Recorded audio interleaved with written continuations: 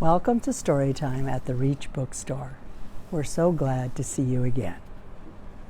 The story I have today is about someone who's having a terrible, horrible, no good, very bad day. I don't know if you've ever had a day like that, but sometimes we all have them. It's called Alexander and the Terrible, Horrible, No Good, Very Bad Day. And it's written by Judith Viorst. She's the author. And Ray Cruz does the pictures. He's the illustrator. Alexander and the Terrible, Horrible, No Good, Very Bad Day. I went to sleep with gum in my mouth. And now there's gum in my hair. And when I got out of bed this morning, I tripped on the skateboard.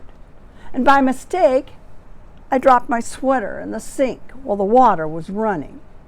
And I could tell it was going to be a terrible, horrible, no good, very bad day. At breakfast, Anthony found a Corvette Stingray car kit in his breakfast cereal box. And Nick found a junior undercover agent code ring in his breakfast cereal box. But in my breakfast cereal box, all I found was breakfast cereal. I think I'll move to Australia.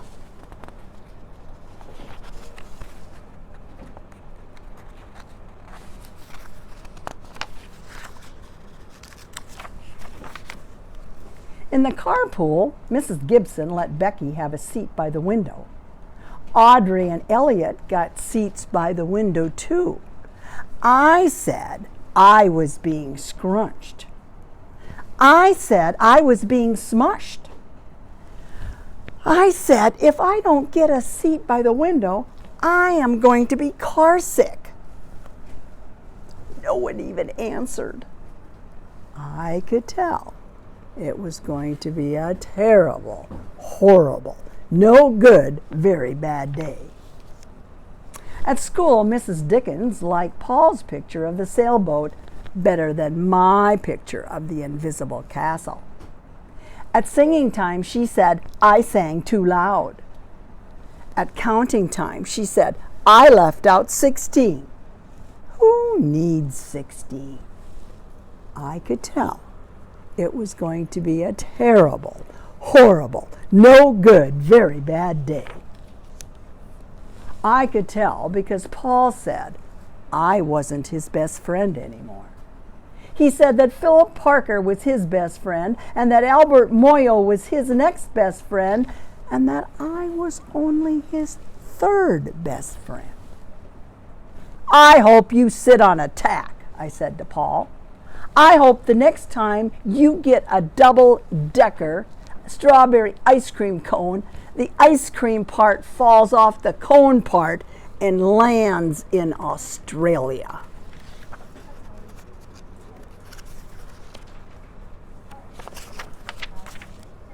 There were 2 cupcakes in Philip Parker's lunch bag, and Albert got a Hershey bar with almonds.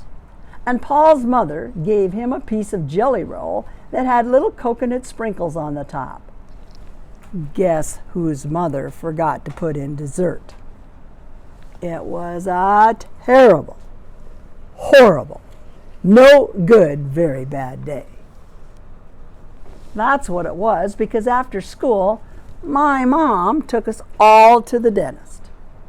And Dr. Fields found a cavity just in me. Come back next week and I'll fix it, said Dr. Fields. Next week, I said, I am going to Australia. On the way downstairs, the elevator door closed on my foot. And while we were waiting for my mom to go get the car, Anthony made me fall where it was muddy. And then when I started crying because of the mud, Nick said I was a crybaby and While I was punching Nick for saying crybaby, my mom came back with a car and scolded me for being muddy and fighting. I am having a terrible, horrible, no good, very bad day, I told everybody, but no one even answered.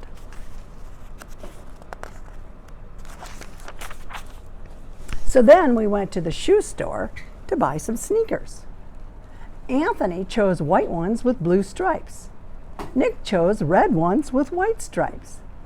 I chose blue ones with red stripes, but then the shoe man said, "We're all sold out." They made me buy plain old white ones, but they can't make me wear them.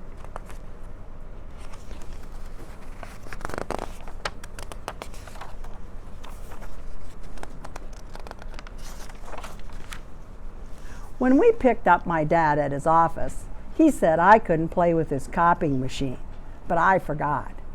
He also said to watch out for the books on his desk, and I was careful as could be, except for my elbow. He also said don't fool around with his phone, but I think I called Australia.